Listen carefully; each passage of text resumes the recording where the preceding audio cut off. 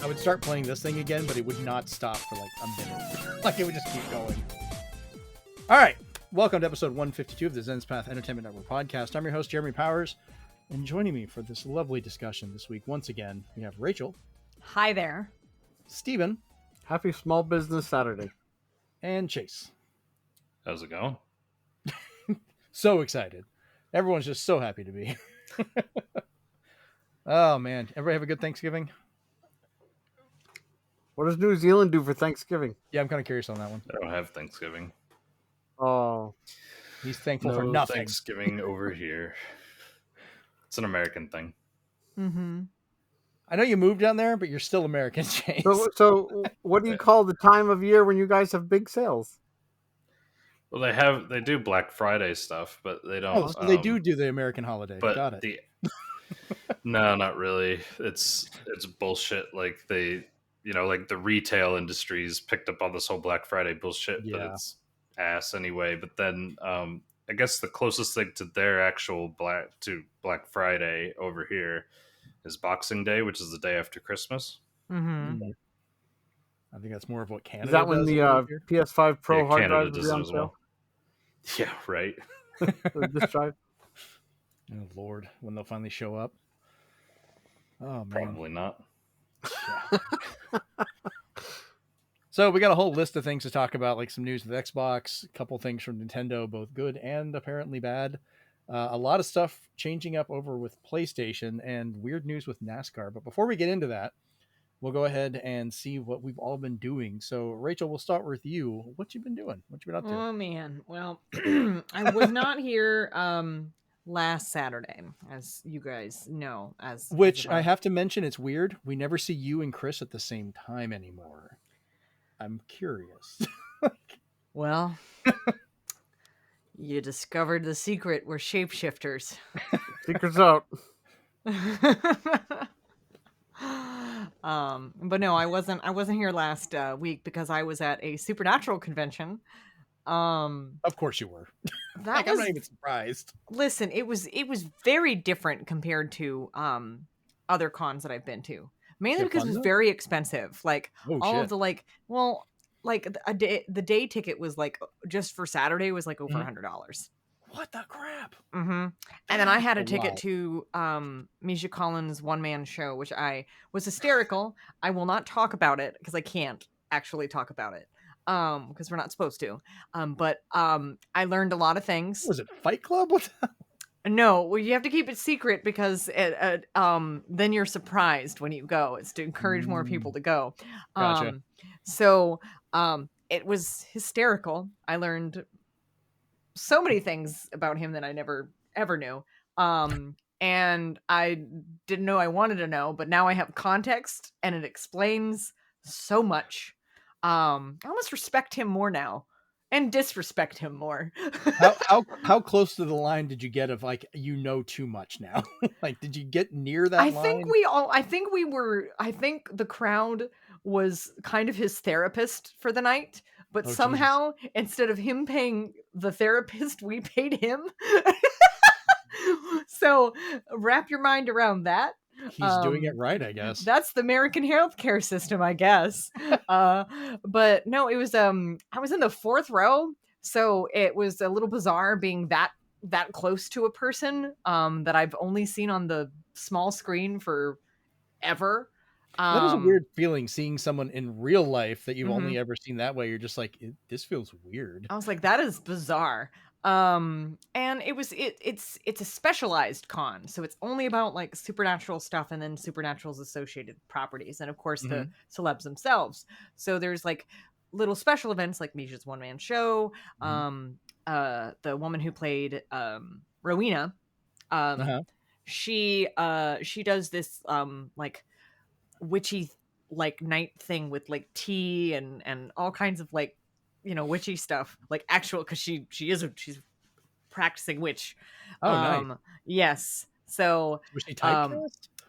Yeah, that's what I'm saying. But she's a lovely person also.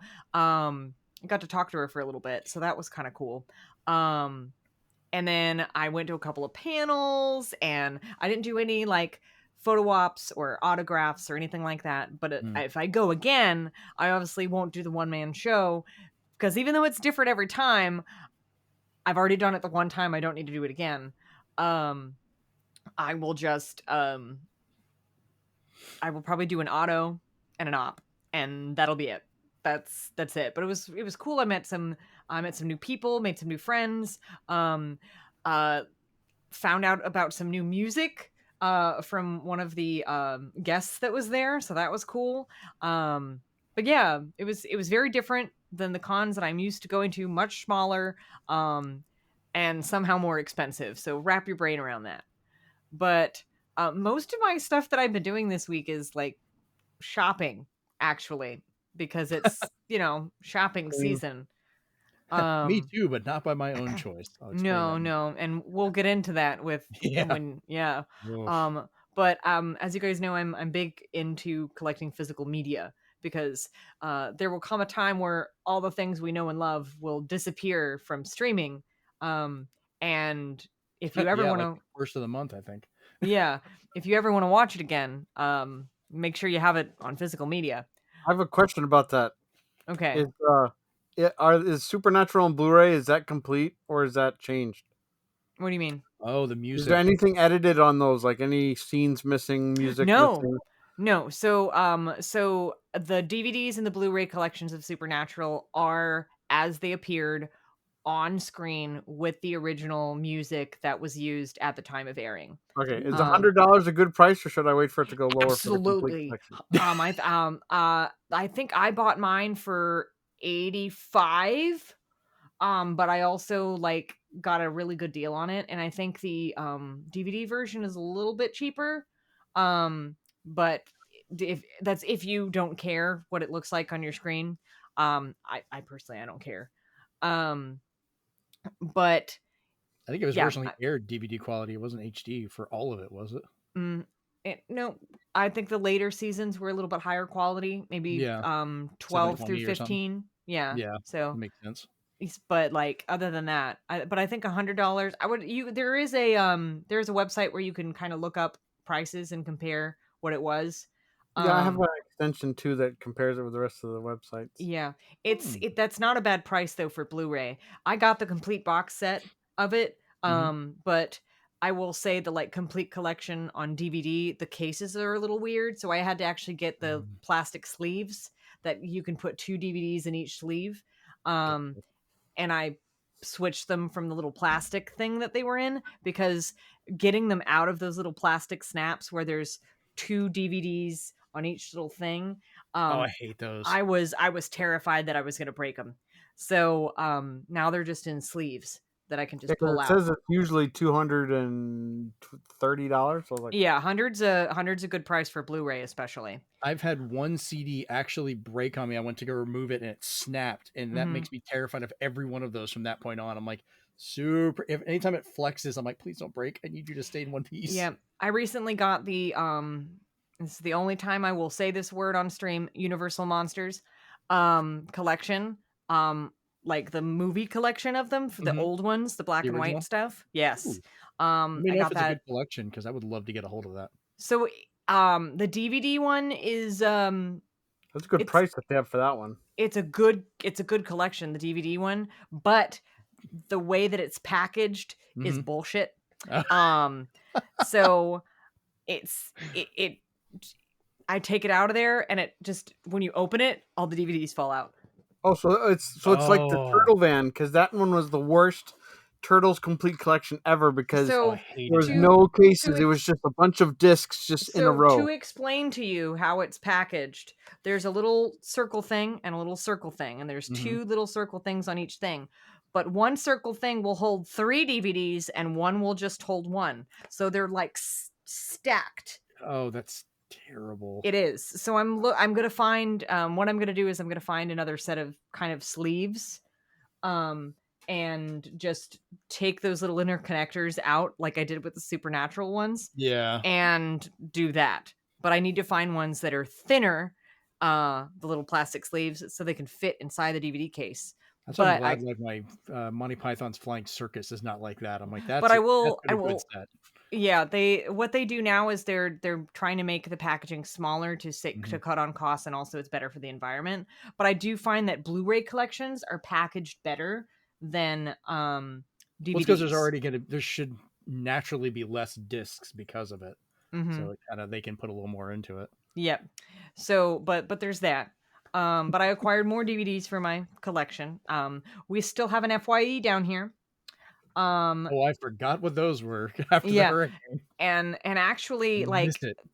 I know. You should probably look for wherever the closest one is to you. Maybe Tallahassee has one. I know Pensacola has one, or they Watching did. yours be the closest one at this point. Like, it seems like they just don't exist here anymore. Well, this one I posted a picture of the turtle van too. Oh, I'll have to look at nice. that. I remember that set. But this one doesn't have much, like, comparatively. Really? It had some.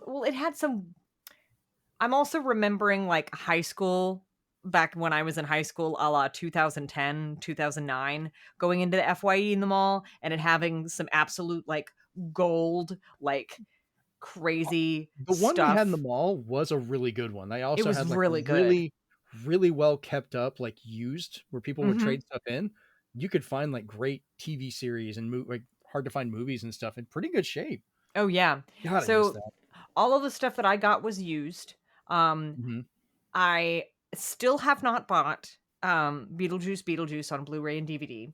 I just saw that the other day. I'm probably gonna pick it up this week. It's still $39 for Blu-ray. I'll get it for 4K. I don't care.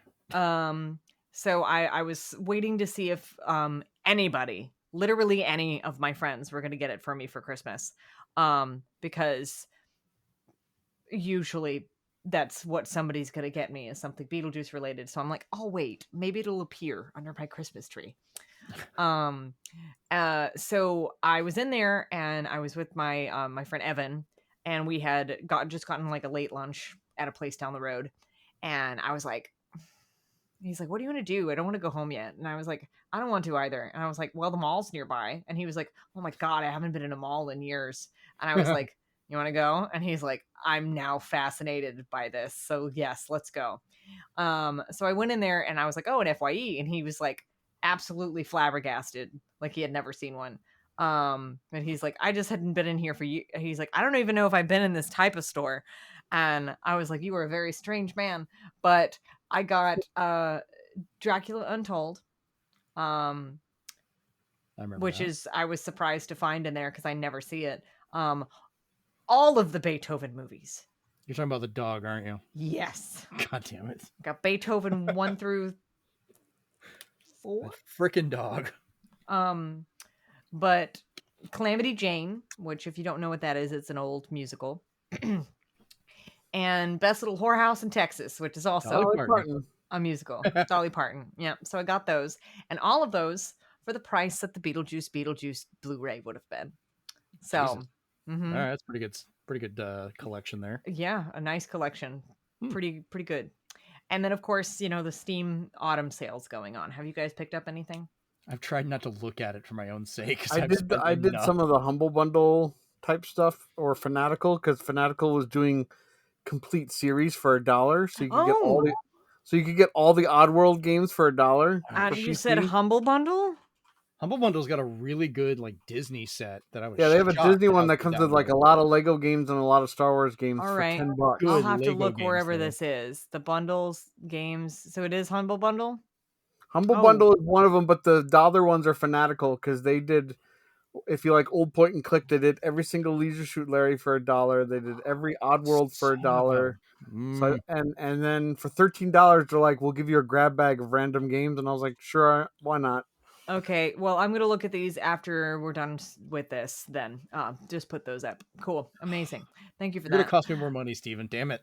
Listen, if it's like $1, I don't, or whatever it is. When I explain how much money I've had to spend recently, even that $1 is going to be like, yeah, you might be pushing it. So and some of the stuff I've been shocked with, like how it come to me, because I bought Mortal Kombat 1 finally because it was $28. Oh, nice. And when I bought it and opened it, I was like, why does it look like this one is not, it was like shrink wrapped and it's not like sealed like normal games are. It was the regular game, but when I opened it, it had the pre-order code and it had everything the premium edition had in it. It had Combat Pack 1 and it had the crystals in it. And I was like, why did I get this in here? Okay. I wonder if it was a collector's edition that got shrunk. Where'd you get it from? Best Buy. I Oh, wonder they if have they the shrunk it down and someone took all the extra stuff and just gave you the codes and things. Because I was like, oh, okay. Because you had to buy on Holy. the PlayStation Store had a half off sale on Combat Pack 2, but you had to get the bundle to get Combat Pack 2. So for $30, you got Combat Pack 2 and 1 and like all the cameos or whatever, story expansion. Right. And I was like, okay, that's fine. But I was like, oh, wait.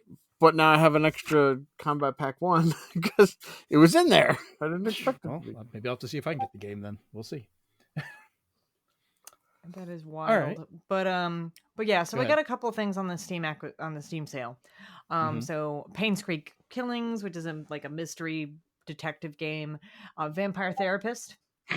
I'm not going to explain it, but that's what it's called. Jesus. Murders on the Yangtze River, which is also kind of a mystery game. I want to see how you pronounce this next one. I'm not even sure. The Thaumaturge.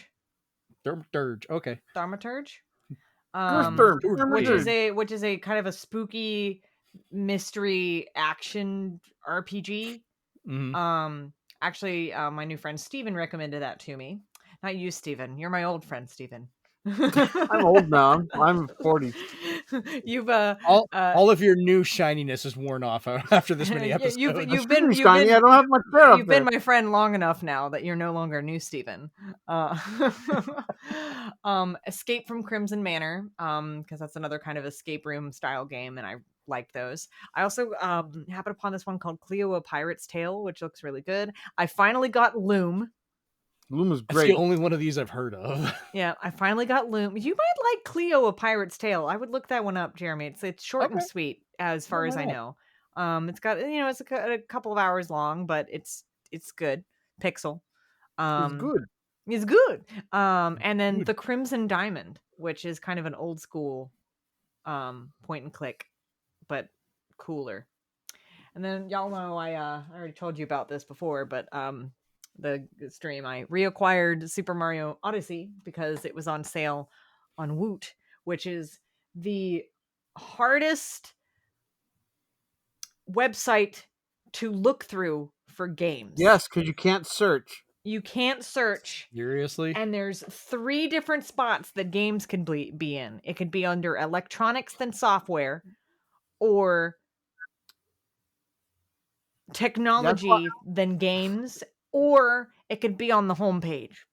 That's why I follow the deal sites, because I don't know how they get them, but they get the links directly to the games. Yeah, and I'm like, okay, good. I'm boggled by it, but that was the only one that was on sale that I was like, oh, this is really worth it.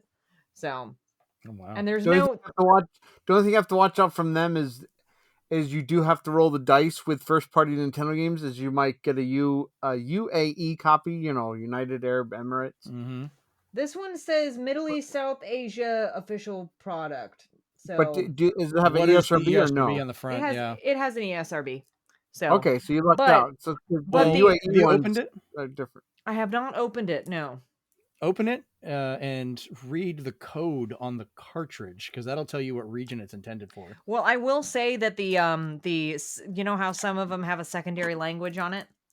Yeah. This secondary language is Spanish. So I think that's normal for some Nintendo games. So it's all right. Yeah. So it looks like I'll the copy open up that I my- first had. My So- US copy of Dragon Quest 3, because I haven't actually So opened it the until code now. starts with LA, So what's And the then last 3? USA. So I'm lucky. Okay, it's US, yeah. It Very did good. say you can end up with a copy meant for another country, but it will be in English, is what it said. Yeah, I mean, so- that's like buying from Play Asia, because the nice thing about the Switch is it is truly does not matter. You can play Yeah. it from whatever Mhm. region. So Yeah, I'm there's very only interested- maybe 2 or 3 games out there that, like if you get Basaru, that Goemon game, Uh-huh. if you get that imported, that's not going to be in English. Wait for the English one. yeah, Huh. because like all my Phoenix Wright, almost every one of them is the Japanese version, but they're all in English, so it's fine. Yeah, mine's That's weird because I interesting.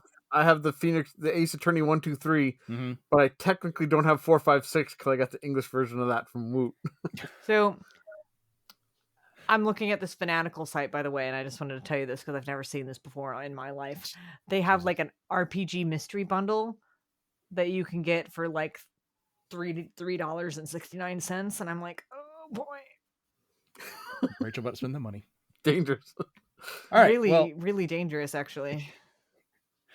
so now we know what Rachel's been up to. Chase, what about you? What you been up to, man? Not a whole lot. It's been a pretty busy week for me, actually. So the little bit of time that I have been able to get some gaming in, it's mostly been Dragon Age, trying to finish that up. Really enjoying it. I know it's Nice. not everybody's cup of tea. I've seen. I want to try it eventually, but I saw Angry Joe's angry review on it, and he just simply said, "I hate it. It's Oh, God. terrible." I was like, "Oh, I didn't think it was that bad," but that seems excessive. yeah, he was pretty brutal on it. But I get what some of his complaints are. Game's not perfect by any stretch, but I thought it was I don't think alright. any game really is. No, Better than the last one. I never Touche. played Inquisition, so I don't know how to. The only other Dragon Age game I've actually played is Origins, which I absolutely love. It's a really good one. Yeah, that was the best. And then this one feels almost like, kind of gives me like Mass Effect 2 vibes in a certain way. Mhm. Like the Good way pedigree. that Mass Effect 2 was great. the game, it gives me Mass Effect 2 vibes, the way that it's kind of like the story and everything's set up and like the pacing of the game. But Nice. yeah. All right. So that's pretty much it for me. A light week. Yeah. Yeah. Very light week. All right. Steven, what about you? What you been doing? One of them's obvious. I've been playing more ZZZ, of course. It is very anxiety inducing towards the end of their, I guess, updates, because if you don't get the new character, the character is going to be gone for a while. So you're just like, I really need to get it through their gacha system, which means play more of the game and get more coins, blah, blah, blah, blah, blah. Multiverses has been good. They just recently updated it, got Raven. They're doing a weird thing now where now it's just like, what if all these heroes were from like a university, like a magical university? And then there's like magical Sailor Scout versions of characters. So you get like a magical transformation for Wonder Woman, you get a magical transformation for Velma, and you get one for Taz.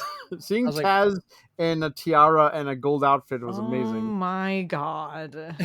And what is crazy to me, which I'd like to know more, I'd like to like have somebody interview the player first games, is they still have voice clips of Kevin Conroy, because now they have him playing as a teacher. He's Bruce Wayne, the headmaster, and it's still Kevin Conroy. So I was like, how far into this did you have him record lines? Because this is crazy. They may have planned for a whole bunch of stuff, and I hope so, because I mean, the more of him, the better, as long as they're not Because I was diving like, into I'm AI hearing stuff. Bruce Wayne again, and I'm like, this is great.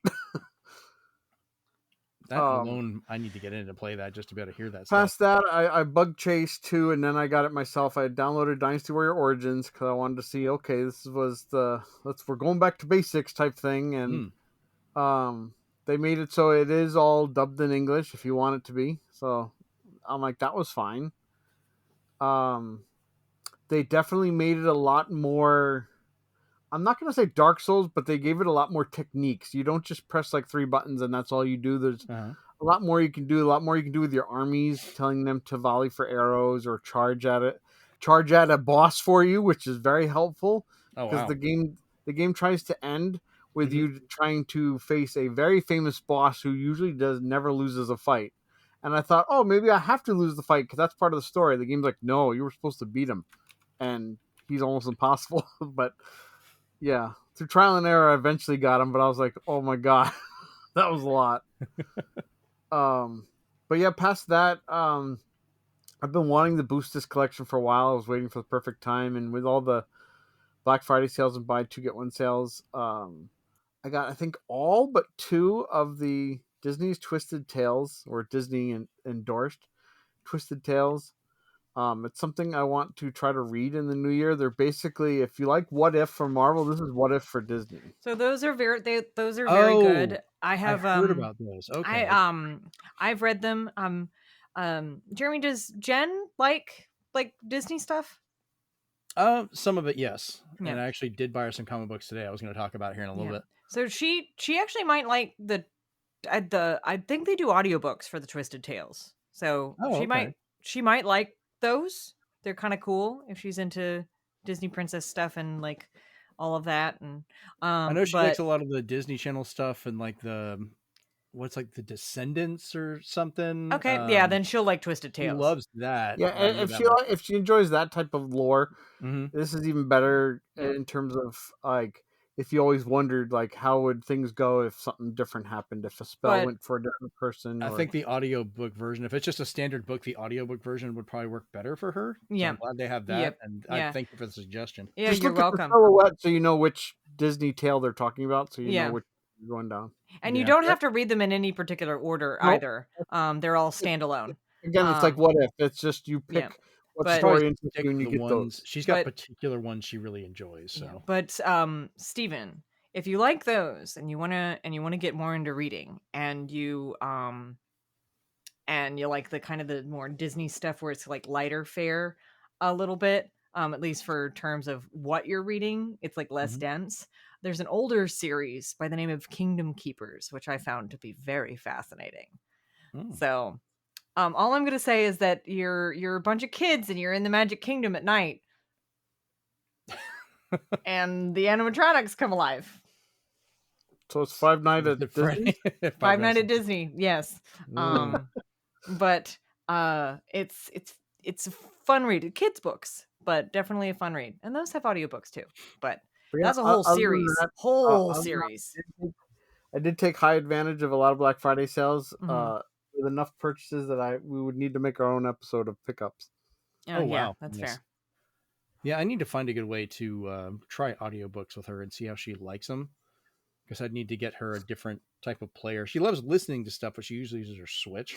I can tell you, like, when you're looking through them, sometimes what is important to me is Mhm. who's reading them, Yeah.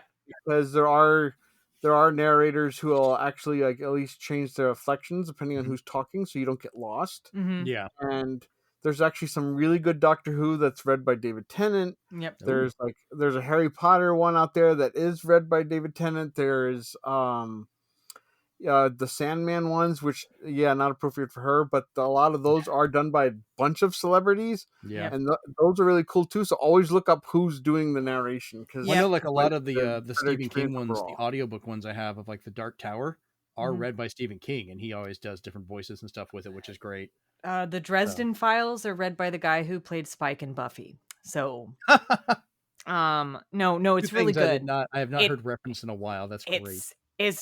He's I'll believe it. really, really good. And God, and of course, I know we don't talk about that magical school much on here. I was gonna But say Bruno. the audiobooks for those books are read by Mhm. Jim Dale, and he does character voices for Ah. each of the characters. Oh, which, and if you like PlayStation, the best one is the Uncharted movie adaptation read by Nolan North. It's awesome. Nobody else should have read it, and I'm like, that's perfect. Oh Yep. God, that's so Yep, dumb. that It's is- great. that's good. I like that a lot. That's a good way to end your segment. Then like it's just that's okay. Can't top that. All right, so we'll jump into what I've been doing. Still playing Mario and Luigi Brothership. This game is really long. Like I'm enjoying it, but good God, it keeps going, and I don't even know if I'm halfway through it. But I've been playing it consistently, so that's something. Still continuing the final season of Lower Decks. One of the best episodes they had aired this week. And I will just mention a purple data, and I will say nothing else, which is just really funny. But on the plus side, when I went by the comic book store today, I picked up the first issue and an alternate cover for the Lower Decks comic they've started, which I'm probably going to read tomorrow, and got subscribed to that over at Comic Emporium. And when I was talking about earlier, I picked up some comic books for Jennifer. I got her a couple issues of Batgirl, some of Supergirl, some of Miss Marvel, because she always really seems to enjoy those. She wanted Mega Man, but they didn't have any. Those are just kind of hard to come across. But I'm always trying to keep her reading comic books because it's kind of a mix of getting her to read, but she also likes the visual side of it for what she can see. So I don't know. I've always enjoyed comics. I consider that legitimate reading. I know some people scoff at it, but if your kid's reading comic books, they're reading. Give them a break. Let them enjoy it. It's great visual as well as reading comprehension because I've most also comic I've gotten books. into always the been a big proponent of kids reading comics, especially like Most yeah. Oh, go ahead. I was say Oh. most comic books are written at a college level, so Mhm. like they're gonna get good Mhm. reading comprehension from it. And if nothing else, it does get them interested in actual books later on. They will Oh move yeah. on to that eventually. Like there was the Amulet series, which is a kids comic series, and it goes into some really dark themes. hmm But one of the kids that I used to work with, like because I worked at a school for a while, they I got them reading that, and then I ran into them years later at work, actually. um and they said, "Oh my god, Miss Rachel, let me show you what I'm reading," because we always would talk about comics and Right. stuff like that. And they pulled out Drizzt. They were in high school at this point, but they quite literally are Salvatore. There you go. And I was like, "Damn, kid." I was like, you jump from, I mean, last time I saw you, you were like reading this, and now wow. I was impressed. So, And he starts off. I mean, reading is reading. I mean, yeah. she has particular stuff she likes, but that's most of my reading nowadays is comic books. I don't sit down and really read books that much. That was more of a thing I did when I was younger because I was just trying to get out of stuff. I Me mean, with I'm my not book. saying reading's wrong. I've always loved my comics. Go ahead, Steven. Mhm. I also recommend, especially for people who like, because there really doesn't exist comic book audiobooks, but if you have access to YouTube, Mm-hmm. rest in peace, because he was awesome and he got in a Oh bad yeah. car accident and passed away. But Comic Storian was one of my favorites, still is, because not only did he read through in digestible bites, as he'd call it, Mm-hmm. all these issues, sometimes he'd cover and put together kind of like a long one, like Batman Who Laughs Yep. or the complete Civil War Injustice and series. yeah. And it was so nice to get those because all he did was he edited out the word bubbles to not get copyright claimed. Mm-hmm. He spoke for the characters, and it helped me catch up on a lot of things because I was just like, I really like to know what's going on in those universes and stuff like that, but it was just so hard. And Yeah. when I discovered him, I was just like, wow. So there is kind of an audio book out there, but it's more audio visual book for comic books. But it's so easy to just watch those and lose yourself. Well, it was a great tool to be able to catch up, and if you could jump in kind of part way through when you want to start collecting comics, and if you couldn't go back and find all the previous stuff for a good collection, it would help a lot. Yeah. Yeah. So beyond that, I've been playing Baldur's Gate 3 still, diving into that more. Almost came to a stop because I had to fight Merkel. And that fight is bullshit. It's just straight up bullshit. And I was so pissed. It took me 3 days to get through it. I had to repeat so many times. I was playing it on my Series X, and then I'd move and play it on my room in the Series S, and then I'd play it on my computer, and I'd play it all these different times, trying to think of all these different strategies to get through it. Until it finally dawned on me, I could just turn the difficulty down. I was like, oh yeah. I just turned it down, fought it, finally got through it, put the difficulty back up. So I was like, at least I could keep going. But that whole fight, I've loved Baldur's Gate, but that was the first time in that game I'm going, this is bullshit. And I went into it like level 8 or level 9, and everyone's like, yeah, you're supposed to be like level 10. I was like, I did almost everything I came across beforehand. How the hell was I supposed to get to level 10 or know I was supposed to be there? So I don't know. But I think what bothered me the most, it was not like I went in there and got killed, but you get in there in that area, which I'm not going to spoil where it is, and you cannot fast travel out of it. You cannot go to your camp and change characters. You're stuck with whatever you happen to walk into that area like a good couple of hours prior. And they're like, hey, you had no idea this was coming. You didn't prepare for it because you didn't know. You were doing something else story based. I know you could use that other character, but You don't get them until you've finished this. And I'm like, what the shit? So I'm still loving the game, still having fun with it. But like, that was just a moment of like, no, like I could see people stopping at that point. I have gotten past it. I've made it to the city where Baldur's Gate is, and I'm dealing with a whole hilarious mess of stuff there, including finding the corpse parts of a clown. Not gonna go any further into that one, but it's going great. The other game I've been playing is I finally picked up Stalker 2, and I've only played a bit of it just to get it installed because, good God, there was a lot of updates. The game looks phenomenal. Like, it is incredibly detailed and everything. This game gives no crap if you know what you're doing at all. I spent the first little while crawling around trying to figure out how to move, and it didn't even tell me how to turn the flashlight on. I had to keep trying buttons on the controller to finally turn the flashlight on and go like, oh, you can see as I'm crawling through this cave. Or they'll give me a piece of equipment, and they're like, hey, you need to use this to do it. It's going to click and beep. We're not going to tell you what it means. You just got to figure it out. And I walked into an area and I saw like people in the distance with a flashlight. And I was like, I wonder what they're, boom, dead, shot in the head. And I was like, wait, what? I didn't even know what I was doing here. It's a fun game, but it is brutal in the fact it cares not. You are going to die over and over again. And the game mockingly keeps track of how many times you die on the reload screen every time. That's funny. So I am very curious between the three of us that are playing this, how high that number is going to get by next episode. Because I've already died like 5 or 6 times. Like, it's ridiculous. And I've only made it this really... I don't think I've left the opening of the game yet. And I've managed to get myself clocked in the head. I was almost killed by some weird... I think it's supposed to be a pig. It was squealing, but it does not look like a pig. I heard a bear. I'm terrified of where the hell that thing's at. It's just the sound design is top notch in this game in a terrifying way. I think it mauled somebody, but I don't know where it is, and I'm just not going anywhere near where I heard it. I'm just leaving that alone. So the other thing is a couple jump scares because it's so tense. Right in the beginning, there's some creature that can cloak. I guess this is a creature that's been in Stalker before. Scared the shit out of me. Apparently it takes a lot to take those down, too. Oh, I unloaded a pistol into its face. I have no concept of the game that you are playing.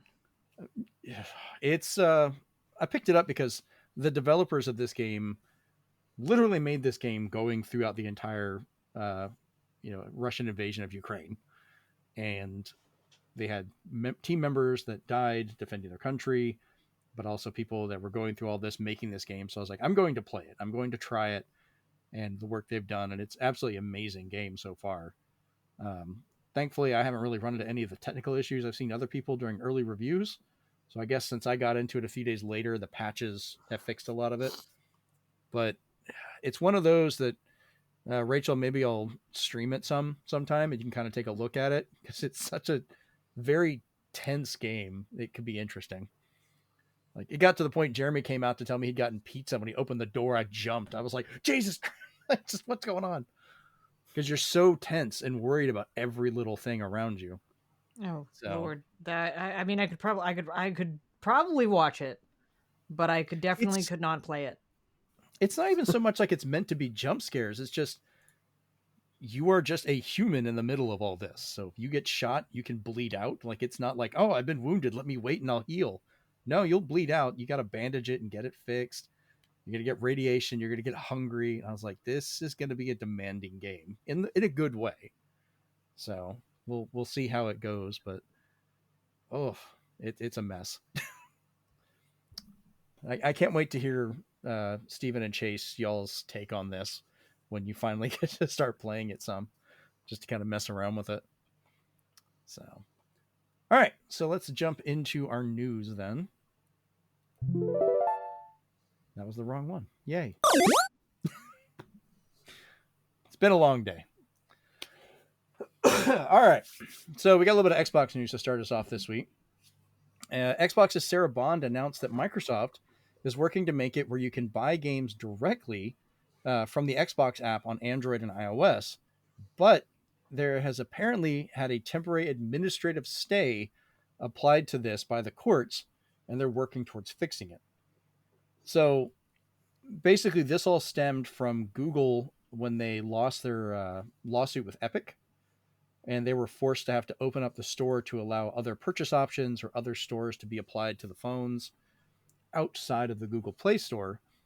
Um, Xbox was going to be one of those stores, so the app, instead of just being where you could look up your achievements and your game captures, you could actually search the store, purchase games directly through it, and then if it's available, just start streaming it right from the phone immediately. So if you had the stuff set up for it and you bought Stalker, you could have it installing on your Xbox while you're just streaming it and starting it right there on your phone right then. And Which you for some could people, turn on your that's Xbox cool. remotely? It would just, your Xbox would just start installing it if you tell it to. As I long do as that it's now. in like low power mode, I'm guessing. Yeah, you Huh. can set it up where you can be like, hey, turn it on and install it. But you're already playing it because you're streaming it right to the phone, which is kind of, for some people, that's neat. Why not? Mm-hmm. But Google's the one that pushed towards the stay because they're still trying to fight this or appeal it. But, Sarah Bond said that they are still pushing forward to have this done. So once this time period is up, this option will be available now. Because before, you could not buy those games on an Android phone or through the apps unless it was something playable on there. It was kind of a weird way they would do it. So this opens it up. So Sony might start allowing this too at some point. They haven't really Because like announced the anything. Sony app allows you to buy the games, you just can't start playing them. Can't start playing them, yeah. Right. And the Now- Xbox one, they wouldn't allow it to purchase at all until now. Does ahead. Apple allow this, I guess? They're working with that one to let it happen because I know, at least in the EU, Apple is being pushed into allowing this instead of having quite as much control over it.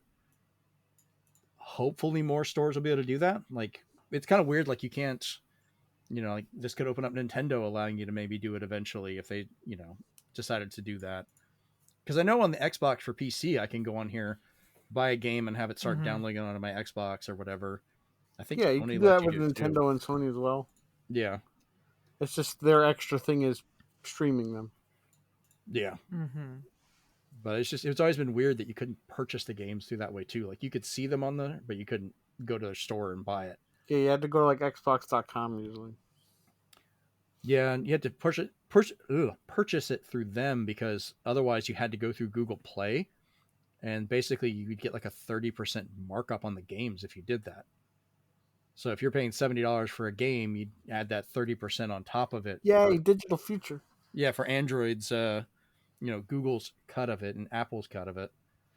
And they did not want to deal with that. So that's kind of nice, at least. I don't know. Would this be something you guys would actually use at all if it was available? I guess it's more of a convenience thing.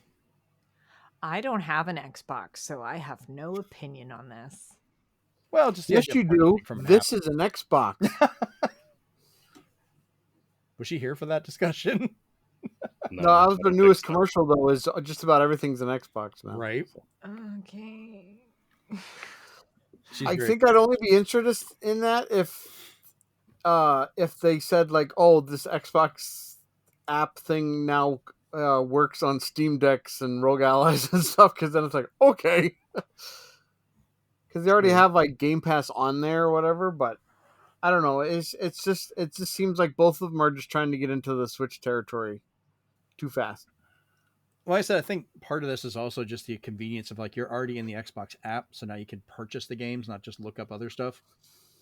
The streaming is nice, but the store being available is the biggest part of it. But like nobody wants to play Stalker 2 on their phone. So some people might. They're sadomasochists, but they might. I don't know.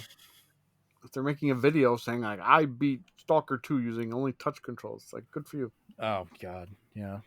It's like the living embodiment of the what was it? The guys from Mario Kart. I use tilt controls. Oh Lord. We all remember those people. All right, let's move on to our next little bit.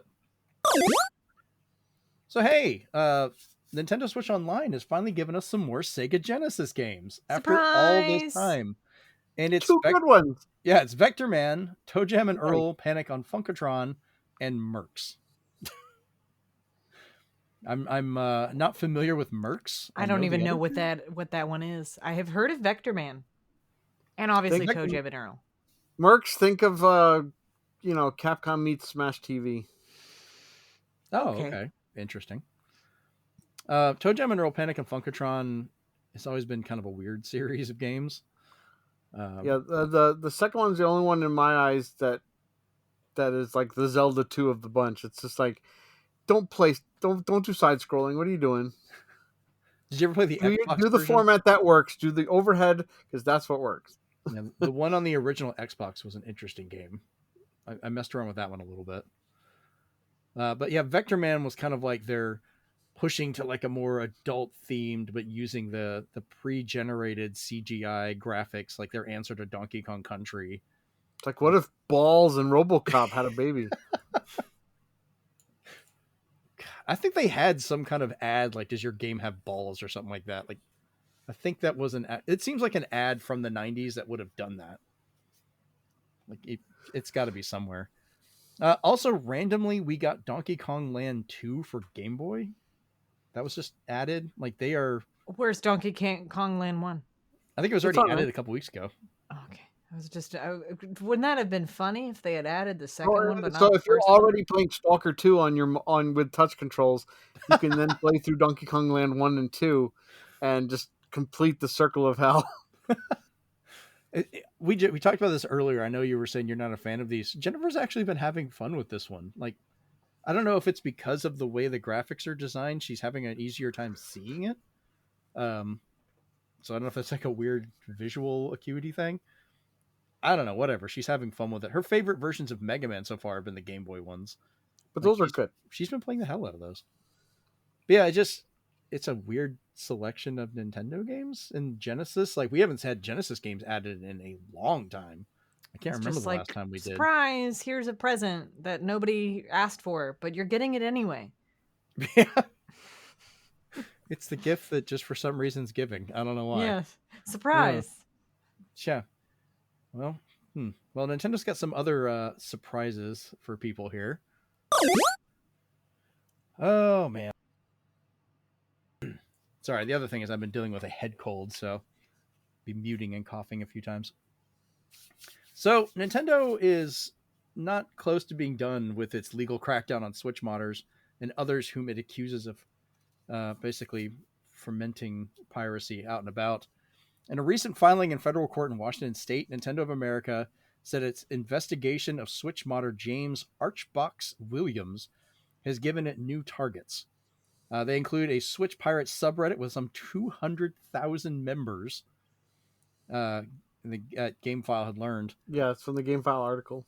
Yeah, do you want to go a little bit more into this one, Steven? Because I know. Yeah, so basically, the best part is Nintendo sued Williams in June over piracy claims and his alleged operation of the so-called pirate shops. Companies subsequently won a default judgment after Williams failed to represent himself in court. Shock.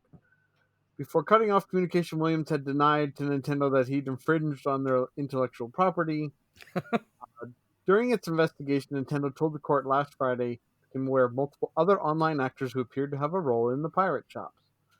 Nintendo is now seeking an OK from the court to subpoena business records from internet domain companies, including Namecheap, GoDaddy, Two Cows, Cloudflare, GitHub, Discord, oh boy, Google, and Reddit to identify the alleged associates of Williams. None of us know him, was right? going to happen when the subreddit is called Switch Pirates? I didn't think that somebody from Nintendo was going to join and just hang out in there. It's like we swear we're not stealing all these games. Like, let's see if they're doing something good or something bad. Oh boy! So I will say the Reddit, it's still active. There's still posts being made as of 1 day ago. Oh yeah, I don't think none of want it. to take it down. I will say none of it really is super piratey, at least in the first couple posts. But the first one, like, is not even about, like, it talks about piracy, but it's a guy from Brazil talking about how Nintendo kind of sucks with getting their games to Brazil, like, for accessibility, because they won't translate it into Portuguese. They will not translate any of their games into Portuguese. They'll translate it into Spanish, French, whatever, but they won't translate it into Brazilian Portuguese. So there's not accessibility there. So that's why the piracy is so high in Brazil for Nintendo, because they won't do it. I was But like, then they're that's pirating games fascinating. that are still not in their language. No, I think that's also Brazil has got like massive tariffs on a lot of this stuff, so a lot of game companies just don't put their games over there. That's why yes, some of those areas were selling like the Sega Master System for such a long time because it was like that was being sold into the 2000s. Like, yeah, if you look at how like even Steam prices it, sometimes the price is a lot lower in Brazil because of the tariffs and such, it's a lot higher, so it equals itself out. I've seen a few developers. Yep. They're like, "Why is the price so low in Brazil?" He's like, "It actually is not. It actually, when all is said and done, it costs the same as you guys. But they're thankful that they can at least play it there, right?" Yeah. But I mean, that's probably one of the reasons why they won't translate it. So, if people in Brazil are wanting to play the game in their language, or at least like whatever, they have to get a, pirated version of the game that is modded to have subtitles in their language. Which, but yeah, it can look innocent in there, but it's kind of like it's still it's kind of like piracy. being undercover in a crack house. You're not looking for the people who are taking the drug. You're looking for the people who are dealing it. So you're just like, okay, who's giving it out? Yeah. You are. You guys are infringing, not the people who are just like, I'll take one, because that's like you're okay. We want to go after the big guys. The big guys. I'm wondering how, like, once this all started, how much of that all got deleted too. Because I'm sure people went in there and started clearing house on anything that would have been questionable. Like, they can still see it, but at this point they're just sick of it, because it's like, you guys don't do this to PlayStation until like the system's way done and gone. You guys don't do it to Xbox. So whatever their architecture is, it's prevented a lot of their games from just being pirated. So they're like, stop coming after us. We're going to show you why. stop picking on us. Because that's the biggest concern, I think, for them is if the Switch 2 comes out and they, if they find it has some relation to Switch 1 for how it operates, and if they think they can do like they did with the Wii, the Wii U, and GameCube, it really hurt the Dreamcast. It killed the Dreamcast, like just straight up. That's part of what killed the PSP, and then led to problems with the Vita, and that's it. Almost started having trouble with the DS too, before they had to start changing it to the DSi. I think that's the biggest reason we got the DSi, was to try and stop a lot of that stuff, because that's when Nintendo was like, fine, we're going to have to start doing region locking, and kind of changing things. But I don't know, like the whole thing with like Brazil and so forth with the tariffs, that's something they need to kind of somehow resolve, because I know that's been a huge issue for them getting games in a lot of reasons. And I'm wondering where that levels out with like putting the work into it versus what their actual sales are going to be, I don't know. That's a whole different thing. It's above our pay grades. Yeah, definitely above our pay grades. So above our pay grades. I want people to be able to play games, but I also understand they can't just. It's not charity. They can't just go out and do that for every group, even if they're not going to make any money on it. There has to be some kind of give or take, I think. So, all right. So we'll move on from this to the Sony Christmas miracle that apparently has happened. So, everybody, we've had a blessing from on high. Somehow, the PlayStation 2 has increased its sales recently to magically actually have sold 160 million lifetime units, after saying it was only 155 million units, which jumped up from a higher amount previously back in 2012. This magically happened around the time the Switch was catching up and set to likely pass the 155 million sales mark here soon. So Sony just somehow magically, I keep saying magically because that's got to be the longest recount I've ever seen in my life. Right. The PlayStation 2 sales has gotten more recount than the presidential election. They called some guy they called some guy in the finance department and went, can we double check the map on this? Is there do we have records going back that long? There's a page ripped out. Did you find the page? I found the page. If like let's do some math here. Can we just spend a couple days on it, John? Sony is going to be the first company that actively supports emulation, because they're going to say everyone emulating a PS2 is a sold system. At this point, they're going to try and keep jumping it up from that. I mean, we've sold million, every Steam Deck sold PS2. Oh God, I find it so funny that Sony just cannot accept the fact that they may not have the highest selling system of all time anymore. Because everyone's like, listen, they held the title since 2012. If they can't handle being toppled off by Nintendo, where Nintendo probably held the title previous to them, they need to just grow up. It's just a win from the president saying it, ex-president. Mm-hmm. And on his way out, I think. And then finally, the PlayStation blog's like, "All right, it's true. We found 5 million more." Yeah, I mean, they're, people are just driving up with trucks with selling PS2s. Apparently, I don't know. Brazil, dang it! I think somebody mentioned that they were like, "Oh, maybe it's still sold in Brazil," and I'm like, whatever. That's feasible. They quit making the system back in 2012, for God's sakes. Like, was no longer in production, yet somehow they've managed introducing to sell. The analog PS2. That shouldn't even count if they ever did that. Like, the N64 that just came out does not count towards that. The freaking Pocket doesn't count towards Nintendo should. They'd be like, we just sold more Pockets. No hey. All right, touche. So then Sega can say we sold more Game Gears because it plays those, and then Neo Geo can say we sold more Pockets because it plays those. Everybody wins. Pretty much. I'm just curious how many more times they're going to do this. Like, if Nintendo still manages to take that record, like, how many more times are they just going to pop up? Oh no, we actually sold this many more. Like, it's going to be funniest one more than they have. The funniest aged like milk comment still for me is when Eurogamer said that Mario Kart 8 would be the worst selling Mario Kart ever, and they said this is why. And it is now the highest selling by a massive amount. That's every Mario Kart combined. I think I remember when I read that, and I went, "That is by far the stupidest thing I've ever heard. Have they ever played Mario Kart?" And that's literally verbatim what I said. More people alive have probably played Mario Kart 8 Deluxe than every other Mario Kart combined. And that is such a great game. I mean, that game's got everything. You name it, it's in it, except like maybe 2 courses from Double Dash. I got Wario Pinball. I'm happy. Yeah. I'm amazed that came back. I just want that one weird course from Double Dash and I'll be happy. So. Yeah, so at least we can celebrate the holiday season with this Sony sales miracle that apparently has happened. So, praise be mysterious sales and figures. So that's Chase. Are they selling them down there? Like, do you guys still have PS2s available? Is that where the sales numbers are from?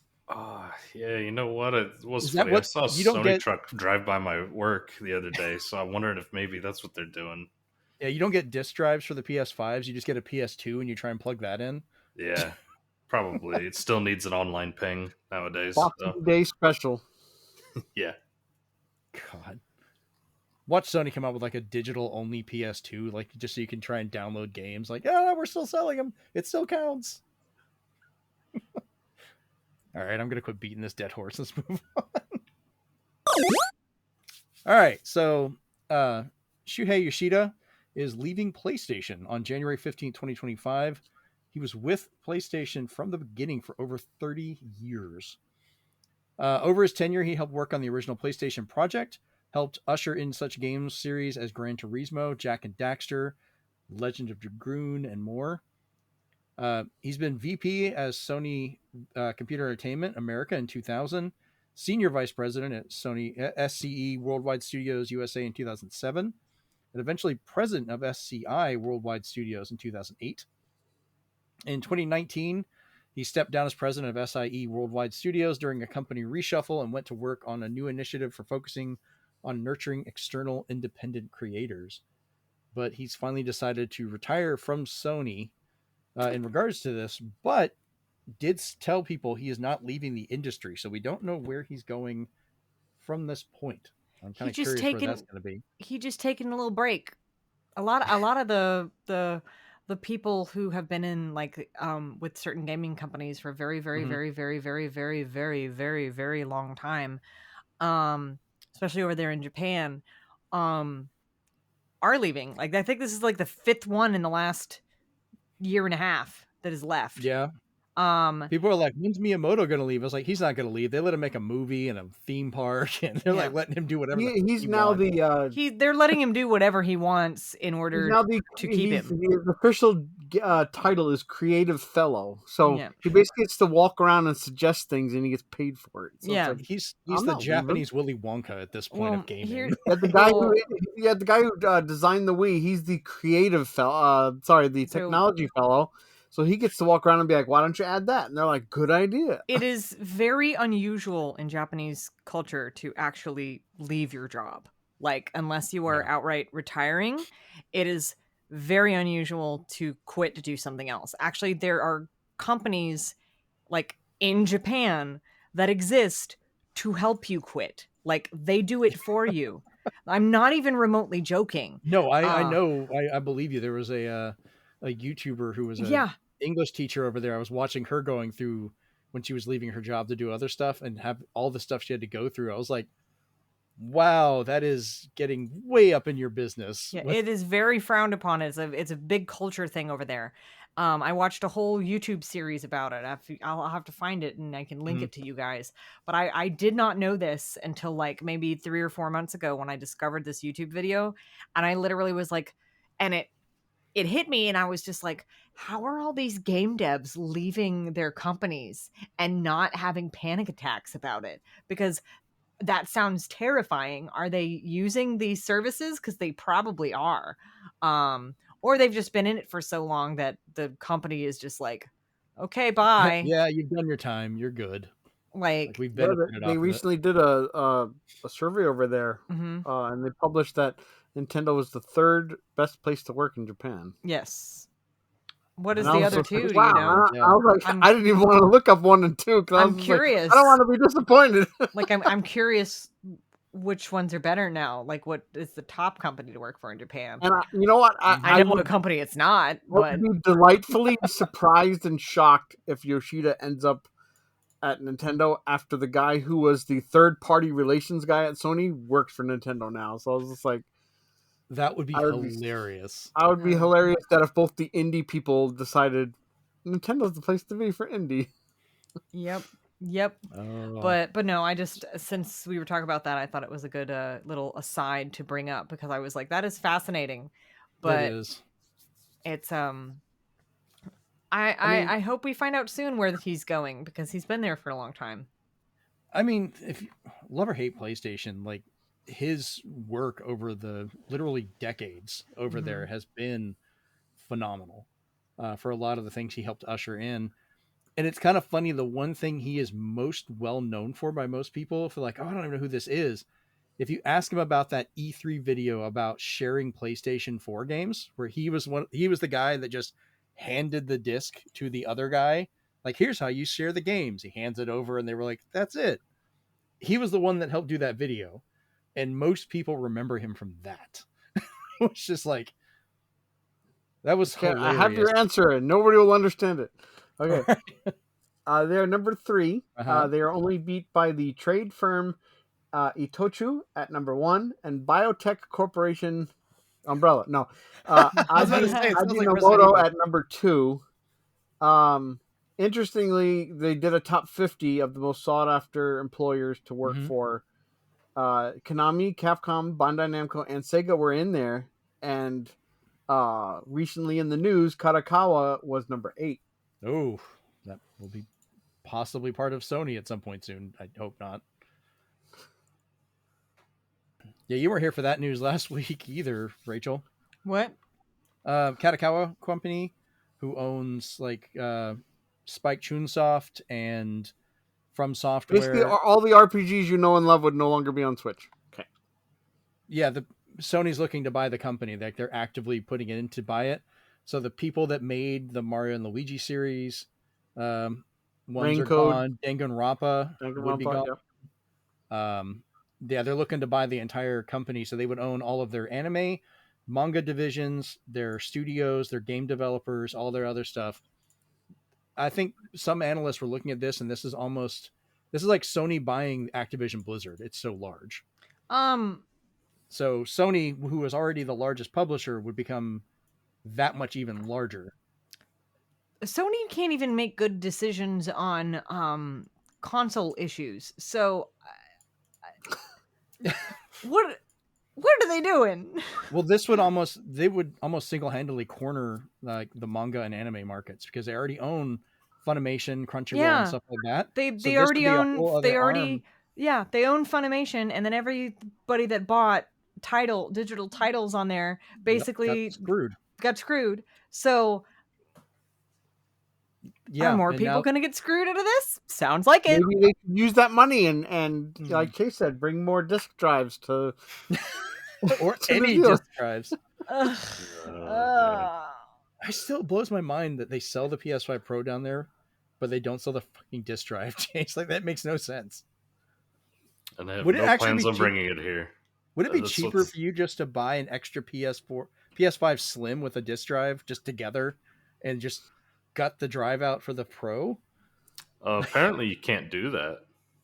That's what I heard. I've seen people do it.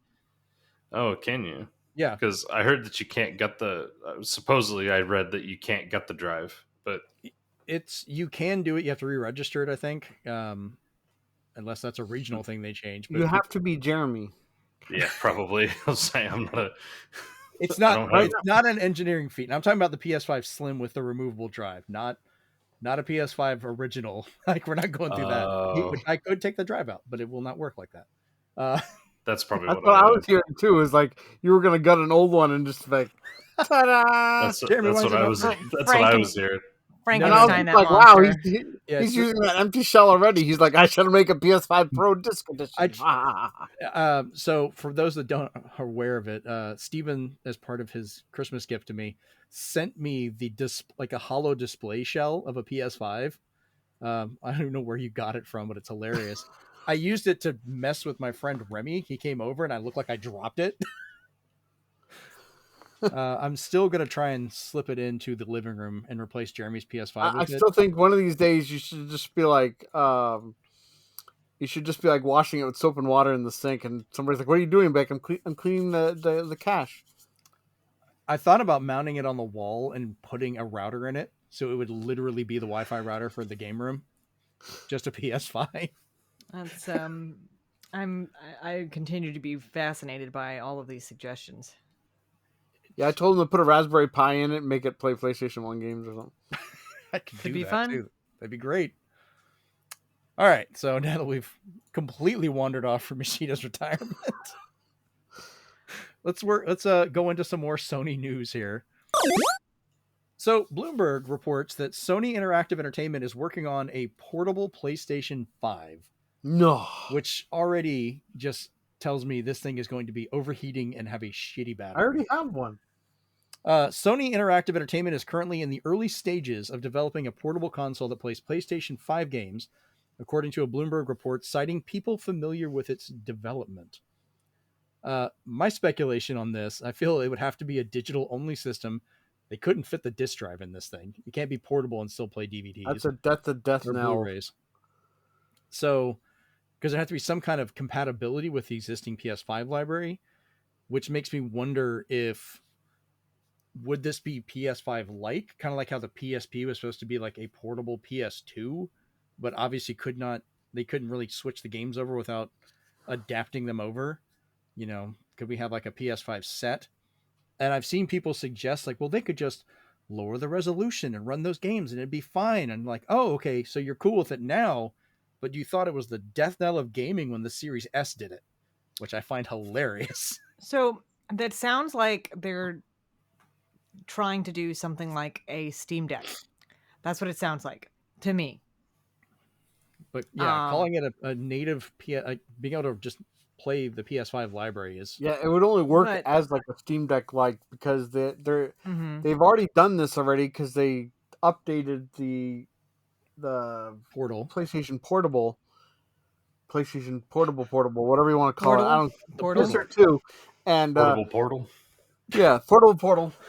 They already More updated that so portable you could Portal play now. PS5 games through the cloud, as long as you paid their extravagant cloud membership fees. Other than the cost, that feature should have freaking been there day one. That made no sense. So I was like, "There's your testing ground," and now they're like, "Well, what if we just made it that as long as it's on the hard drive, which that means you could have a portable that fits Call of Duty and nothing else." You could play one game at a time. It's like the problem is your games are too big. So Yeah. how are you going to do that? You Mhm. can't have, you can't really do that. At least You can Steam, you can Steam is install not and always play. like That's Steam has a just- little micro SD card slot. Yeah, Sony's that's what- just like we're reviving the Vita memory card. See, that's what it says to me. It's like you can install and play one game at a time. But listen, if PlayStation is doing a portable system, if it's not the proper successor to the PSP, I don't want it.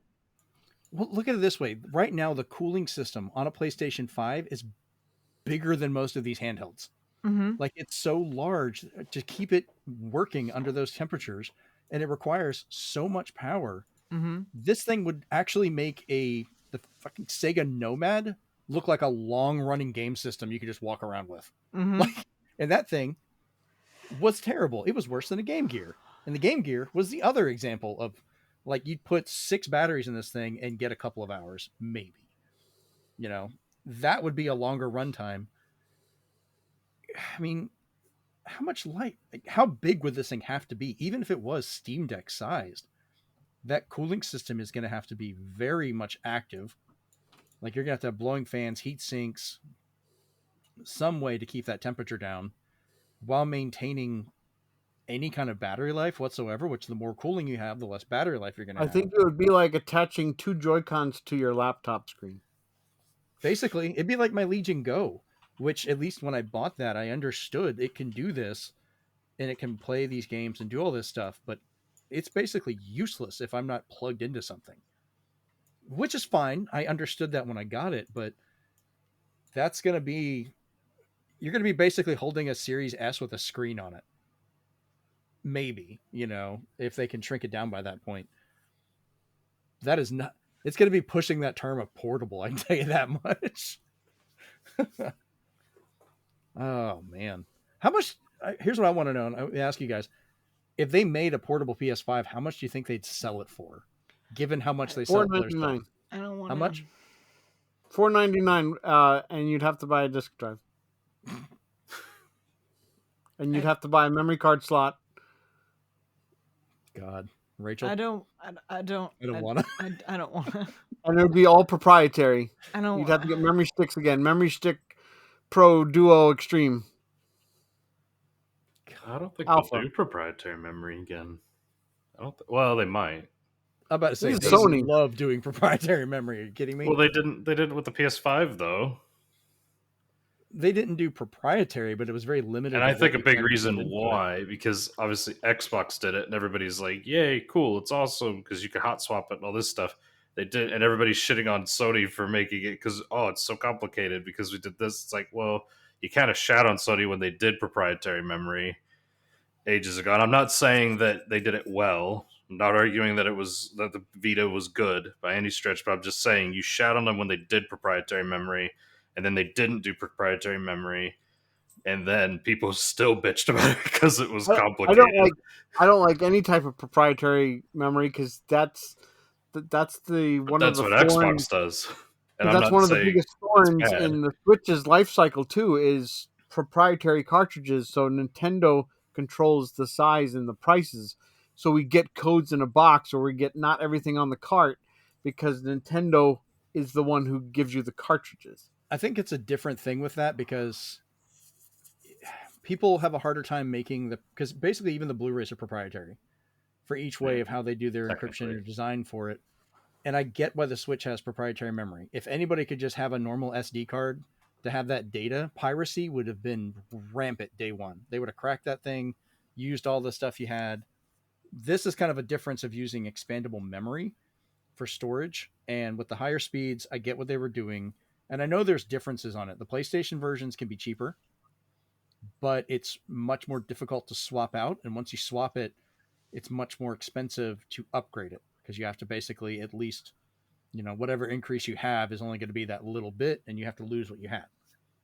For Microsoft doing the proprietary, it kept the speed up. It did make it easier to swap, but once again, the cost is higher because not everybody can make it. It costs more than the system over here. I can imagine. That's at least you have them. You don't. It's more that's affordable true. than at least we got them. They cost more than the system, but at least we got them. God. And they're not always that cheap here. I know.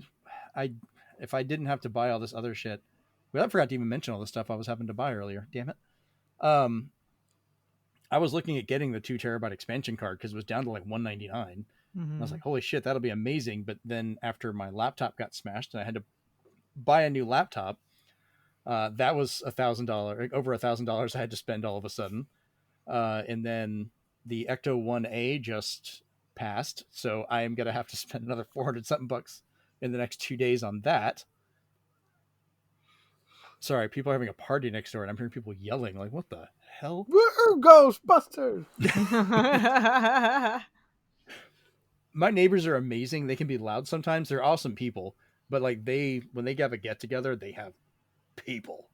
They're having fun, so I'd rather it be that than anything. I just find it hilarious. I'm pretty sure if I go out there, there's going to be some damn good Mexican food made. I'd just go get some. It's bonus. But yeah, I kind of get that, and I wonder like your thoughts on that, Steven, because like I said, if they didn't have a proprietary memory for the games, I think that was because that wasn't the issue with the Vita either. They had their cartridges, DS and 3DS had their cartridges, but the actual expandable memory, I think, was the big differential because like 3DS could just use SD cards or micro SD cards when they went further. The Switch stuck with those, so you could get affordable and cheaper ones. The PSP used the memory sticks, but at least those were very well used at the time. Cameras, laptops, they were used in a lot of stuff, so the cost came down quickly. The Vita was the one, they were only ever used on the Vita. They never got put into anything else, so they never dropped in price. Then they did it again for the PSP Go, which really made no sense because that needed more affordable memory. And even that one, as a portable, some games needed memory to install on to play. There was actually a couple Vita games that was like, we need at least this much space to play. And I was just like, on a portable, like it's to have that with the amount of games it had was like almost like a death sentence because it's hard enough to get memory for it, and then to say it also needs to install. So trying to sell somebody a system like that when there wasn't enough onboard or any onboard memory, like the Switch had at least, to overcome the first few games you'd buy. Well, I remember when the Vita launched, they had the cards weren't even that big, but like the largest one was almost the cost of the system itself. Like it was insane for anything over like 8 gigs. So, but like I don't think it would be a portable PS5 in the way we'd think about it, because I think it would all come down to the marketing. Because you similar to the Steam Deck, Valve isn't going out there saying you should play Call of Duty on a Steam Deck. No, a lot of the games you actually like would love to play on it are just not Steam Deck verified because they're like, no, it's too much. It's too much for these. Yeah. But there are some sit down play games that the developers have made sure that they can tweak it to work on the Steam Deck. So if it's something like Baldur's Gate and something like that that's hugely involved, you can sit down and play it. But Sony would have to market this thing as you're not going to be playing fucking Spider-Man 2 on it, because it's gonna last a long enough for you to go upstairs before it dies. And there'll eventually be a YouTube video where the Nomad lasts longer. So it's like you can't put that type of experience. We're not there yet. We don't have those kind of battery powers no matter what we do. It's always 3 hours, 4 hours, Mhm. 5 hours. It's comically low where it's maybe one plane trip, one bus ride, one Yeah. car trip. I mean, it's part of why So the Switch itself was so underclocked to try and get that extra time. Like the Switch was like running at half its capacity. I saw a video recently where they did a mod on it, putting it at its full capacity with a better cooling system, and it was literally almost double the amount. Like they were able to easily run a bunch of these games at that 60 is the FPS. one thing that I think Switch has over the competition, all the portable gaming competitions, that I'm surprised that I've never read that anybody else has tried it, and that's by having it in a lower power state portably, but when you dock it, it's clocks itself higher and Mm-hmm. it's fully realized. And I was just like, you'd think with all the other computer PC manufacturers, graphic manufacturers, they would have figured out a cool way for that to happen, but instead they were like, no, just fully portable. The only thing docking Mm-hmm. is for your TV. It does not add any computing power or graphics power to the system whatsoever. And if the Switch 2 can do that, Mm-hmm. where I get Switch 1 graphics portably, but then I get Switch 2 graphics docked, I was like, let's go. My Legion Go can kind of do that, but it's more involved. I have to go in the software and tell it, run at this spec really quick, and things like that. It's not as plug and play friendly, I think. And see what you guys think on this one. Sony would be remiss to try and make a portable PS5, like you said. But if they could make a portable PS4 or PS4 Pro, I think that would benefit them more. They'd still have a library to pull from. It would be kind of like the PSP to the PS2 and PS3, Mm-hmm. which the PSP had phenomenal games. If they want to change the landscapes whatsoever, kind of like what they recently did with their update with Dino Crisis, where they went from that it was only available if you were a certain member, and now you could just download it normally. And if you already bought it on your PS3, you could now play it on your PS5 as a PS1 classic. And I think that The would be what? a boon for the portable PS5, is if they said, hey, if you've kept your Sony account all this time, Mm-hmm. kind of like how Nintendo is going forward with their Nintendo Online account, Mm-hmm. like, hey, we know your purchase history. So if you ever bought PS1 or PS2 games digitally or PS3 games digitally, they all work on this portable PS5. Wait, now if I bought Dino Crisis on the PS3, but I don't have PlayStation Online anymore, can I still get it, or I do I think have now to if have you go, their account? I believe now if you go to the store, it should be free. Oh shit, that's cool. That's how it should be. Like, come Yeah. on. Like, I'll have to look So that up I now. was like, that would be huge for the portable PS5. Is just like every older game that we've already released now digitally can work on the PS5, because it's not a question about discs anymore. It's just Mm-hmm. it'll just Just be emulate it. downloads. Yeah. If Nintendo can figure it out with their GameCube and their Nintendo Online and make even their 8-bit games play online with others, you can certainly do it, Sony. It's not that hard. I mean, if they levied their history, because at this point Sony has a very good history of titles. If they made a handheld that could play up to even just PS3, if they could just natively play downloaded PS3 Mm-hmm. games, people would go nuts. I would buy one just to be able to play PS1, PS2, and PS3 on the go, let alone maybe PS4 quality for some stuff. Would be enough. Like, we're playing the Switch, loving the Switch. It's coming for their magical increasing sales numbers of the PS2 for some reason, but that is not at the same level as other hardware, and it's still doing such a good job that Sony's kind of And missing out on Sony, it. if it plays PS2 games, you can count it as another PS2 purchase. There you go. There you go. 165 million now sold. There you go. I think they could probably get away with it. Like, say, if they have the digital option, but like if they resold some of these games on a cartridge, I guarantee some of us would buy that. I would definitely go back and buy some of them just to have a physical copy to have on there, not for everything digital, but that'd be another way to market and resell these titles, and I would do it. To have that as a portable, give it an option to dock, because that could be as easy as a USB-C connection these days, and it makes so much sense. But I don't think that's how they're going to go with it. So I don't know. We'll see. All right, let's move on to our last weird bit of news for today. So, all you NASCAR fans out there, after selling the NASCAR license to iRacing earlier this year, Motorsport Games announces that all NASCAR games and DLC will be discontinued on after December 31st, 2024. Oh no! If you So already, go ahead. did You're the making a left turn. Well, we got Daytona USA. We're fine. did basically the NASCAR games got Thanos snapped? Pretty much. Yeah. They said if you already own the titles or the DLC, you're able to use them after this time. They'll have sales on the various games and content later in December of this year. I'm kind of wondering, like for DLC, like I think Gran Turismo, some of the Forza stuff like that had NASCAR options and included in it. If those will have to be removed as well, like if that'll remove all the parts of it because they're just Probably got a different expiration date for them, maybe, but I'm kind of wondering. That's part of why I had this in here. Like the NASCAR thing's kind of funny, but like how many other games can something like this affect where that whole license is wiped and now it's going to have to affect all of this other stuff?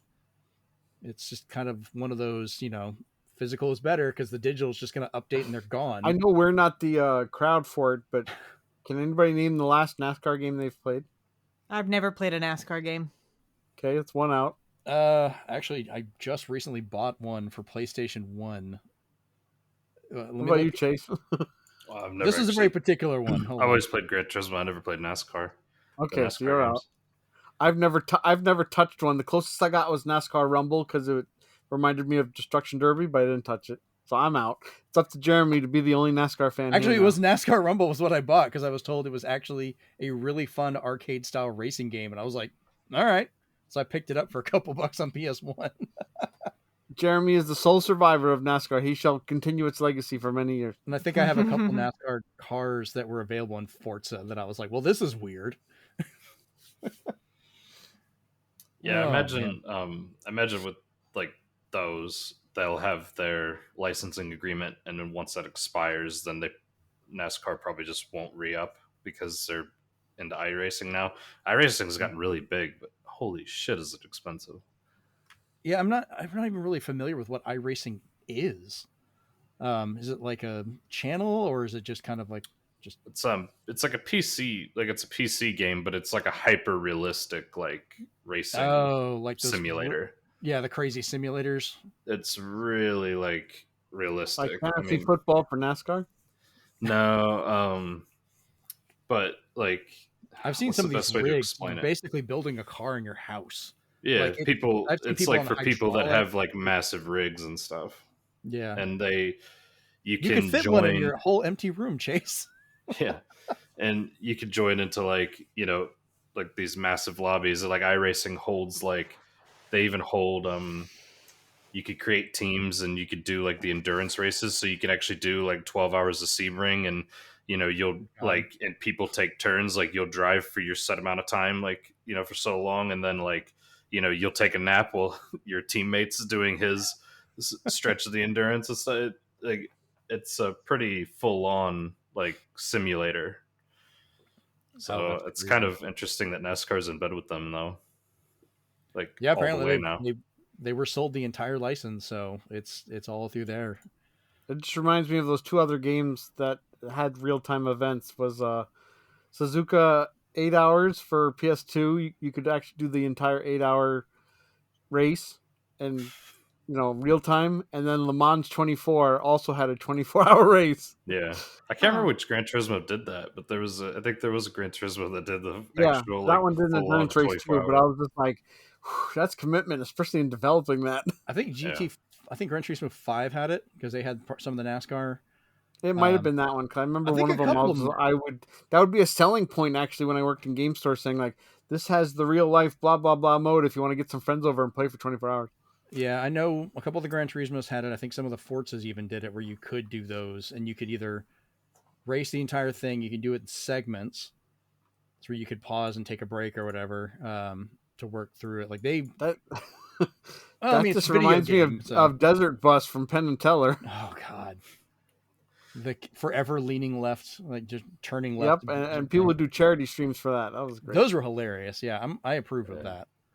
So this is kind of pushing into that weird fact of licenses and how that gets affected in different games, how one thing can affect so many of them. I just thought that'd be kind of interesting to bring up and talk about.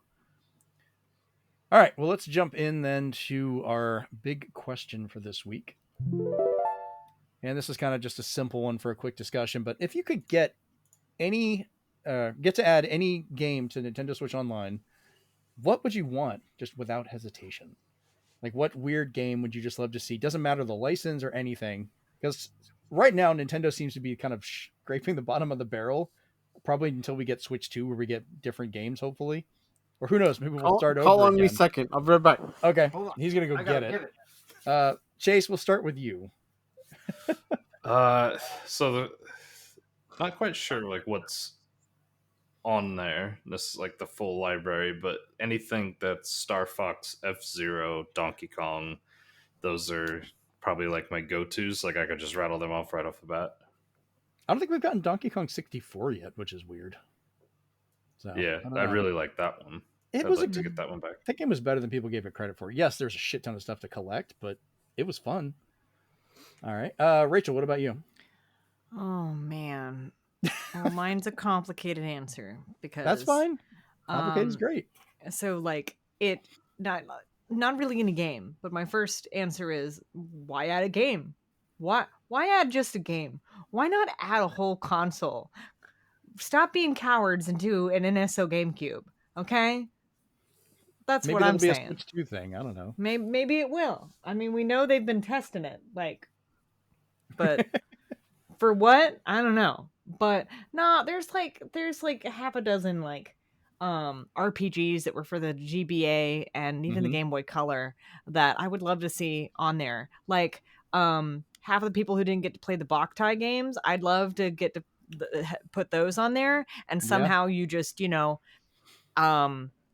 because listen It has a light sensor in the it source. It has a light source, but they could probably figure out how to reprogram it where it just pays attention to the time of the system. So if it's daylight, you get power, but maybe it doesn't regenerate as like they'd have to do some weird programming shit. But if you look on the Switch, I think it's the top left corner. There's a little circle. That is a light sensor. It's to tell to brighten or darken your screen if you turn that on. So they could use that to be like, hey, you're in bright light. It won't be as accurate as the original sensor, but it'd be enough to bring it over. Oh yeah, I love that idea. So I think that would be kind of cool. Also, like I said, I don't talk about this franchise a lot on the show because I know that we just don't talk about it. But the two Game Boy Color Harry Potter RPGs, Sorcerer's Stone and Chamber of Secrets, they're very solid. Yeah. They're very solid. They're very good. And hey, even the GBA Prisoner of Azkaban, also an RPG, also very good. I think that would be fun to have on Switch. But would WB let that happen? Probably not. So they're hemorrhaging money, so maybe. You're correct. You are correct. There's half a dozen things that you could put on there. Like, there's so many games. That's why I was so like, many. There's so many. But my main answer still remains: stop being cowards. Just put the GameCube on there. Or yeah. All right, Steven, what about you? So in two aspects, if they wanted to go on a grander scale, I would love for them to, like Rachel said, don't be cowards and let's get console parity of how many systems you offered on the virtual console, where you offered 64. I know Neo Geo has ACA archive, so that doesn't count. You don't have to put that in there. Yeah. But you also have the TurboGrafx 16. And you had a lot of the older games, and you had eventually DS come to Wii U and stuff like that. But going back to that, if these two games, I would drop everything and immediately download and play without hesitation. First one is Mendel Palace, made by Game Freak before they made some other game that I don't like as much. This is one of the best games they've ever made because it's so much fun to play. What the hell is that? Is my first question. But we can talk about that later. And the artwork was done by the illustrator for Pokemon, Ken Sugimori, so it's all great stuff. What? And then the other one is The Magic of Scheherazade from Culture Brain, wherever they are now. We miss you.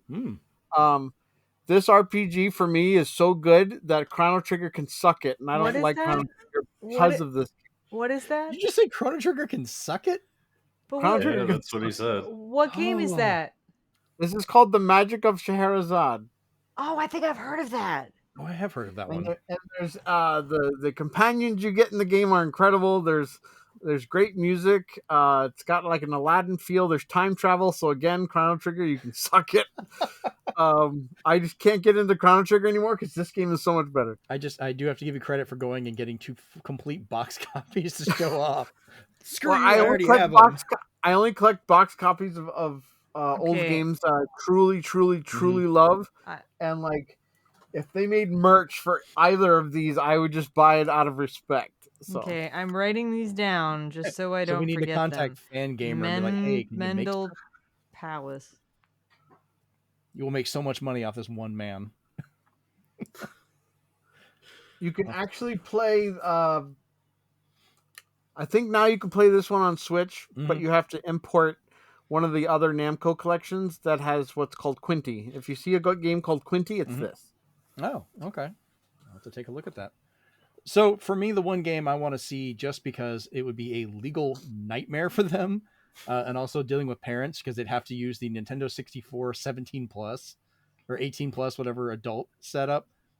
Just bring over Conker's Bad Fur Day, just as it was from the original N64. I loved that game. Oh yeah, I would love that. But just trying to explain to some parent, yeah, your kid might download a game where it's throwing toilet paper at a corn spitting shit pile that's singing opera, and just the look on their face. What? I absolutely love that game. It is, but it was so bad, so bad with everything. I mean, that was one of the later N64 games that really showed off what that system was capable of if they pushed it to what they could do. Like it could do a lot of great stuff. But yeah, I think another option would be, just because it's a weird choice, would be the Resident Evil Gaiden on Game Boy Color. just to be like, we got Resident Evil, and it's Gaiden. The fuck. Fun game. I would like tie-ins too. Mm-hmm. I would love if Nintendo could make some kind of agreement that if like a movie came out, that the old titles would come out for the Game Boy Advance or stuff. So if like when the new Lilo and Stitch drops, if we could get the first 2 Lilo and Stitches on Game Boy Advance, because one of them plays like Metal Slug. Yeah, surprisingly. Like I would love for them to do things like that.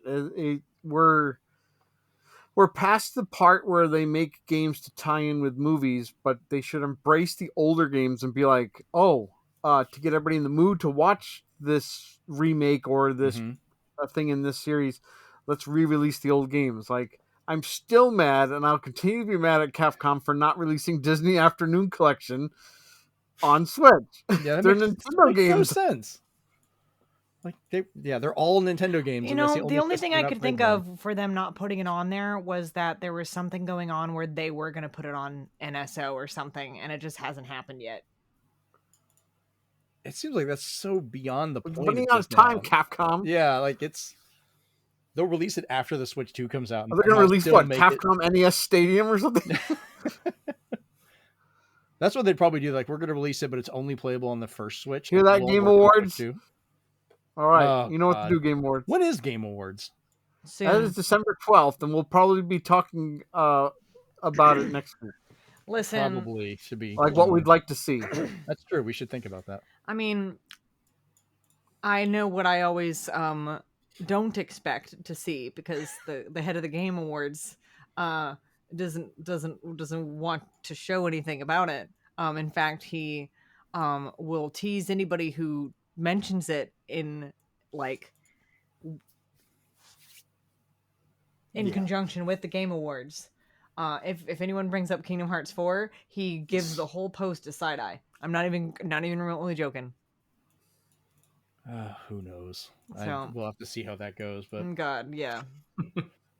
All right, we'll wrap up our big question here. So I think that's been a pretty good show. So we'll go ahead and wrap it up. Once again, if you are watching this video and you'd like to listen to the audio version of it, you can find us anywhere you download your podcast or listen to them by searching for the Zenspath Entertainment Network podcast. We're on Spotify, other Apple podcasts, things like that. If you're listening to this and you want to watch the video version, we put it up over at youtube.com/ZenspathCom or Zenspath.com without the period. All of our most recent episodes and everything are over there where you can watch the video version, leave us a comment, like, thumbs up, all that fun stuff. Answer the big question this week. Tell us what game you would want added to Nintendo Switch Online if you could just have anything added without hesitation. As Steven is now peeking up his little game. I'm gonna have to look that one up now. I'm curious. You can take a look under the show notes to find where you can find us online. Pretty much everywhere except for Twitter, because most of us have dropped that hellhole. It is now our X social media for most of our stuff. Mostly, you can find us mostly over on Blue Sky and Threads for a lot of our stuff now. But we'll have that listed below as well. All right, this has been episode 152 of the Zenspath Entertainment Network podcast, and we're out. Peace. Suck it, Chrono Trigger. You just got the nerds coming for us, man.